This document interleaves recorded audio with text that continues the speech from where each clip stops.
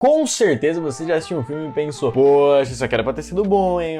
Uma pena que não é. E aí, meus amigos, eu sou o Gabichão e foi pensando nisso que eu tomei uma decisão que me cicatrizou pra vida. Eu assisti Transformers 2 vezes pra gente poder consertar esse filme junto. Então o filme começa com uma explicação meio chata da história por trás dos Transformers, como eles vieram do espaço e o motivo deles pra estar aqui na Terra. É tipo um resumão geral das coisas que a gente precisa pra entender o filme. E aí a gente já conhece o nosso protagonista, o Sam, que de primeira já parece ser meio chorão, então isso com certeza acaba me incomodando um pouco, mas ok, dá até pra dar uma relevada nisso por enquanto. De um modo geral, o objetivo dos Decepticons, que são tipo os Transformers malvadões, é recuperar uma relíquia que caiu aqui na Terra, o cubo do All-Spark. Já os Autobots, que são os Transformers bonzinhos, por assim dizer, querem impedir os Decepticons.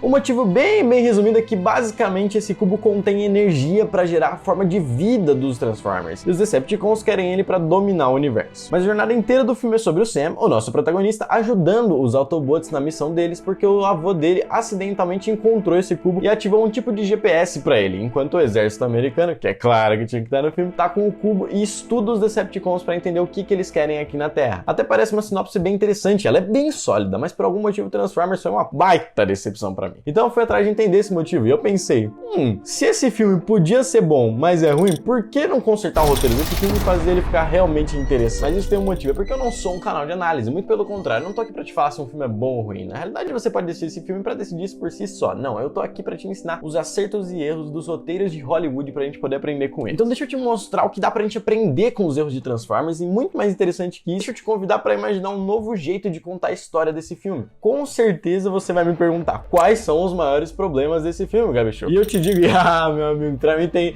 muitos problemas, mas o principal é o ritmo do filme. Pois é, o Michael Bay, o diretor do filme, conseguiu fazer um filme de robô alienígena que vira carro não ter ritmo. Vai entender. Então vamos lá, pra poder te mostrar por que Commerce Transformers conseguiu ser um filme de ação mais arrastado que existe no mundo. Por que falta tanto ritmo na história? Pra gente poder entender isso, o que é que gera o ritmo de um filme, você me pergunta. E é muito simples, como que a gente faz cada cena valer mais a pena de ser assistida do que a anterior? Pra gente conseguir se envolver numa história, a gente precisa entender quais são os objetivos dos personagens, o risco que tem no que eles querem alcançar e o quão urgente pra eles é chegar lá. E se você quiser saber mais com um bom filme de ação, o link tá aí no card, fechou? Tá, mas vamos lá, por que Transformers falha nisso então? Existem duas coisas que acontecem o tempo todo nesse filme que te arrancam da experiência e do ritmo dele: a exposição e a quantidade gigante de cenas que não tem propósito nenhum, aquelas que não servem pra nada, você pode pular e você não vai perder nada de relevante. Mas o que é exposição, e você me pergunta? E é muito simples, meu amigo. Exposição é a quantidade de informação que você tem que saber pro filme fazer sentido. Por exemplo, a gente precisa descobrir que o avô dele tem a localização do cubo gravada no óculos pro filme fazer sentido. E o mesmo vale pra entender que o cubo dá vida aos Transformers, pra entender que se o cubo cair no núcleo de um Transformers, no peito dele, os dois vão acabar sendo destruídos, enfim. A lista continua e essa exposição existe em todos os filmes. Mas se essa exposição tá em todo o filme, por que em Transformers ela é um problema? Pra gente poder entender o problema da exposição em Transformers, imagina o seguinte: um dia você conhece um cara na rua e ele decide te contar a história de como ele conseguiu fugir da cadeia. É inegável que essa história é muito interessante. Então ele começa a te dizer, ele explica como que ele bolou o plano, qual que era a rotina dos guardas, quem ajudou ele a escapar e você ficar preso no ritmo do que ele tá te falando. E no meio da escapada da prisão, um guarda pegou ele no flagra. A gente tá no clímax da história, você tá doido pra saber o que tá acontecendo, como que ele conseguiu se safar dessa situação e de repente ele para a história pra te contar como que era a relação dele com esse guarda, como que o cara era no dia a dia, o que o cara fazia na infância, por que eles eram amigos e tudo mais. A gente como audiência perde completamente o interesse, porque no momento da maior imersão na história, ele para no meio pra explicar outro assunto que a gente não tá nem aí, e se a gente explicasse antes, numa hora melhor, ela teria o mesmo efeito. O Transformers faz justamente isso. Ele acumula tanta informação inexplicada que ela vem toda de uma vez, no pior momento possível. Grandes filmes fazem as informações importantes pra gente entender a história chegarem de pouquinho em pouquinho, de um jeito sutil. Imagina que você foi assistir Vingadores Ultimato. Eu gosto de usar esse filme porque todo mundo já assistiu ele, então é fácil de comparar com alguma coisa que você entende. E então o filme começa, e os roteiristas decidem que eles só vão dizer que viagem do tempo existe a partir do nada, e é assim que a gente vai consertar o problema do Thanos. Com certeza você se sentir perdido querendo uma explicação. Então o filme passa 20 minutos explicando por que dá pra viajar no tempo e você fica extremamente entediado, porque você vai assistir um filme e não uma aula de física daquele universo. Então o que o filme faz na realidade? Ele deixa essas exposições sutis e ele vai entregando cada uma delas de pouquinho em pouquinho. Primeiro a gente vê que existe a dilatação temporal, depois a gente descobre que dá pra ir viajar no tempo, daí a gente acha um jeito de voltar no tempo e só daí que eles explicam como funciona a viagem no tempo. Viu? Todas essas informações pra história funcionar são muito importantes e estão aí, só que de um jeito sutil, onde a gente não perde o interesse na história em nenhum momento. No caso de Transformers, uma das cenas mais tiltantes pra mim é essa daí.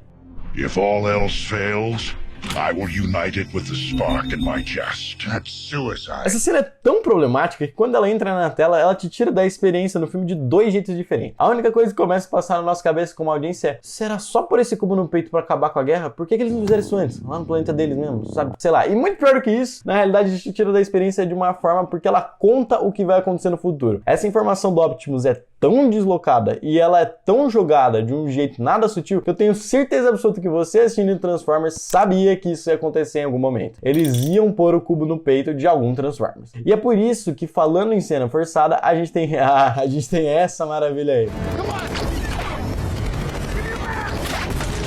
Primeiro porque ela é uma das cenas infinitas que não cumprem nada que eu disse. A gente começa a cena com as mesmas consequências que a gente termina praticamente. Não acontece nada de relevante com ninguém. Os personagens não descobrem nada de importante. Ninguém é impactado por essa experiência. Ela só tá lá, ela só existe. E além de você ficar incomodado com esse escorpião super feroz que há 2 cenas atrás estava botando terror no filme e agora ele só tá esperando o ataque vir pra cima dele só porque sim, porque o roteiro precisa que ele faça isso. Essa cena me tira tanta atenção que tudo que eu conseguia pensar era o cara roubou um celular no meio do Oriente Médio, sei lá onde eles estão, pra falar com o Pentágono. Será que os caras realmente falavam com o Pentágono assim? Porque não é possível que os caras puseram essa cena no filme por nada. Então aqui, além de ela não cumprir nada, nenhum propósito, ela arrasta o ritmo do filme e ela te tira da experiência. Só que se esse fosse o único problema, ainda tava tranquilo, mas não. Esse filme é lotado de cena inútil que não cumpre nada. A família do Tenente Lennox que nunca aparece de novo, Bumblebee escapando no meio da noite pra usar um bate-sinal. O cara é um robô, não é só, sei lá, mandar qualquer tipo de mensagem, um WhatsApp, um bate-sinal. Que os Autobots nessa cena, sem brincadeira, ela dura 8 minutos e em 8 minutos não acontece nada. Nada. Literalmente nada. Sabe o que dá tempo de você fazer suave em 8 minutos? Dá o like e se inscrever nesse vídeo. Pois é, vamos. Vai. Vai.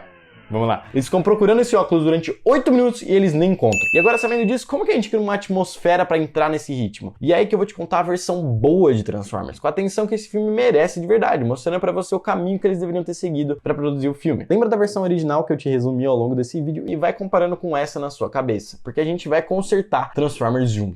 Então vamos lá, o filme começa com 2 minutos de luta entre o Prime e o Megatron, o que resulta no cubo sendo jogado no meio do espaço. A gente viu o avô do Sam trabalhando pro governo, onde ele descobriu uma parada que ele sente que ele não deveria ter descoberto. Ele começa a entrar em desespero até que misteriosamente ele morre. Então o tempo pula pro presente e a gente começa o nosso filme vendo o Decepticonzinho invadindo o sistema do presidente. Isso aí já tá nos 30 minutos do filme original, mas agora a gente vai começar com essa cena e cortar tudo que veio antes. No meio do hacking dele, a analista Meg para o ataque e ninguém viu o robozinho escapando, mas eles sabem que eles foram hackeados por alguém. E daí o Sam entra na nossa história, só que dessa vez ele não é um adolescente, ele é um adulto sofrido que rala pra conquistar tudo que ele tem. Ele tá sempre usando o óculos do seu avô e lendo as anotações, porque ele era uma pessoa a quem ele era muito apegado. E o Decepticonzinho que eu mencionei acha o sobrenome do Sam, Witwick, no banco de dados que ele hackeou no governo e passa a informação pros outros Decepticons pra espiar o Sam. Agora, o Bumblebee que tá aqui na Terra, ele não é mais só um soldado, ele tem um motivo pra estar aqui, porque ele é um hacker Autobot que tá infiltrado na missão dos Decepticons. Vendo isso, ele faz o seu esqueminha pra ser comprado na loja de carros pelo Sam. O nosso protagonista, dessa vez, ele trabalha num lugar horrível, até que ele consegue juntar sua graninha pra comprar o seu primeiro carro, que por causa desse esqueminha mesmo, acaba sendo o Bumblebee. No meio da noite, o Bumblebee mete o pé pra chamar os outros Autobots, já que ele fez um progresso na busca dele e o Sam vai atrás do carro achando que ele foi roubado. Dessa vez, em vez de ele mandar um bate-sinal, ele vai em algum lugar que ele precise pra mandar os dados pros outros Autobots, talvez em algum lugar onde pudesse transferir os dados, enfim, pode ser qualquer coisa. Quando o Sam chega no lugar, ele encontra o Bumblebee de pé enviando o sinal pros outros Autobots e a menina que identificou o hack mais cedo, a Meg, tava voltando pra casa à noite quando ela vê o Bumblebee de pé. Ela se assusta, tira uma foto do que ela viu e sai correndo. O Sam é preso pela polícia como no filme, mas ele percebe que tem algo a mais acontecendo. Então ele encobre a verdade sobre o Bumblebee. Ele não tenta convencer os policiais que o carro dele saiu andando sozinho, até porque isso seria loucura, não é mesmo? A analista é chamada para uma reunião e ela mostra a foto no seu celular, falando que podia ser um organismo vivo que fez o hack. O secretário de defesa zomba dela durante a reunião na frente dos outros, só que ele chama ela para uma conversa de canto. Ele diz que esse assunto é super secreto e pergunta o que ela sabe sobre o hacking do avião. Ela diz que se pudesse ver a tecnologia, talvez ela entenderia um pouco mais sobre. O Bumblebee volta pra casa do Sam pra tentar proteger ele, já que ele sabe que o Witwick é uma chave importantíssima na história dos Transformers. Então, por ter sido acusado de roubar o carro antes, o Sam assume que os policiais vão ir atrás dele, já que ele é a única conexão com esse carro. Ele tenta esconder o Bumblebee do carro da polícia, só que esse carro é o Decepticon policial, que começa a interrogar ele sobre o mapa do avô dele. Então o Sam não faz ideia do que se trata, falando que todos os itens do avô dele foram confiscados pelo governo quando ele morreu, já que ele trabalhava trabalhava pra eles. E o Bumblebee chega e dá um pau no Decepticon. Quando a luta acaba, os outros Autobots que receberam a mensagem vêm chegando aqui e perguntam ao Sam o que ele sabe sobre o mapa do AVD. Mas ele continua sem entender nada. Até o momento ele nem sabia que os Transformers existiam. Os Autobots então derrubam um poste e soltam cuidado, e muito perto do seu peito e você poderia ter morrido. É uma informação bem importante lá pra frente, mas com uma entrega muito sutil. Então o Sam volta pra casa e ele revisita as anotações do vô dele, percebendo que o mapa pro Oz Park na realidade não era um mapa, mas uma espécie de bússola, que estava gravada no óculos que ele usa o tempo todo. Ele conta isso pros Autobots e eles vão atrás de escoltar o Sam até o cubo, que tá na represa em posse do governo. Enquanto os Decepticons caçam o Sam. Chegando lá, a analista que queria ver a tecnologia encontra o cubo e eles mostram pra ela que o Oz Park é uma fonte de energia gigantesca capaz de gerar a vida. O Sam chega na base militar para roubar o Oz Park porque a Terra depende disso. E no meio do caos ele explica pra Meg que eles precisam destruir o Oz Park, porque o Megatron não vai parar até conseguir o que ele quer. Ou seja, é tudo ou nada, ou a gente consegue ou acabou. Mas o nosso Megatron ele não tava no gelo aqui na Terra, agora ele tá chegando do espaço. E o Sam explica que para quebrar o cubo ele precisa de uma baita quantidade de energia. A Meg, trabalhando pro governo, conhece um lugar com energia suficiente para quebrar o cubo. Então ela se junta a eles e vai de frente com o governo roubando o cubo enquanto eles fogem pro tal lugar. Os Decepticons chegam numa jornada intensa, é robô contra robô, enquanto o Sam e a Meg fazem de tudo para chegar na fonte de energia capaz de destruir o cubo. Enquanto isso a gente vê a luta mais emocionante, o Megatron e o Prime na porrada. Qualquer um pode ganhar a qualquer momento, mas o Megatron acaba saindo por cima. Ele para a luta e se dá conta do plano do Sam, então ele corre e destrói a máquina, acabando com todas as esperanças de vitória da humanidade. No momento mais vazio do filme,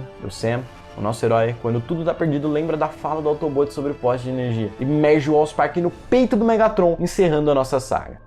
Nossa, bem melhor, não é mesmo? Sabe por quê? Porque agora todas as mudanças na história são sutis. Cada cena é importante para a próxima ser mais intensa e seguir aumentando e aumentando a tensão do filme. Além disso, nosso protagonista ele não ganha mais nada de mão beijada. Do contrário, ele escolhe correr atrás de resolver tudo que ele precisa. E só isso por si só, com esses pouquíssimos ajustes, o ritmo do filme é transformado completamente. Os nossos poucos e bons personagens contribuem de verdade para a história. Cada um tem o tempo de tela que merece e a mensagem do filme tá toda aí.